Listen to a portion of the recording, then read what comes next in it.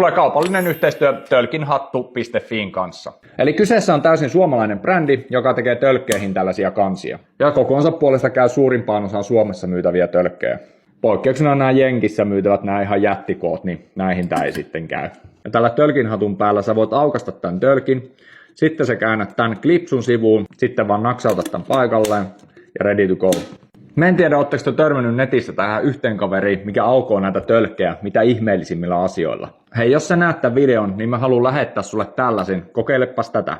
Ja seuraavaksi mä aion kertoa, mitä hyötyä näistä on. Ja kuten nimikin sanoo, niin tämän tölkinhatun idea on suojata sitä tölkkiä siitä päältä. Eli ulkona esimerkiksi ampiaisilta, pölyiltä, sateelta, roskilta, ym.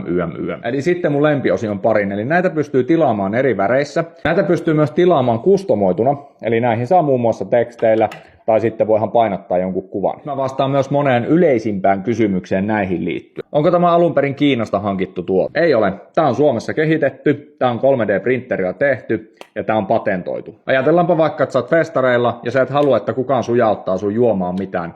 Tää voi estää jopa sellaisen. Toisena tää on näppärä, jos sulla on esimerkiksi rakennekynnet, niin sä saat tämän avulla tämän tölkin helpommin auki. Riippuu niin paljon ihmisestä, että kuka kokee tälle hyötyä.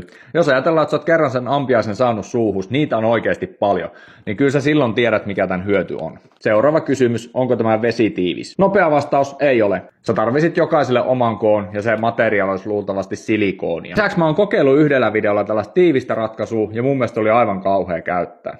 Tästä videosta tuli ihan jäätävän pitkä muutenkin, mä lopetan jaarittelun. Sä löydät tölkinhatun tältä somekanavista, käy tsekkaamassa. Nähdään seuraavan videon parissa.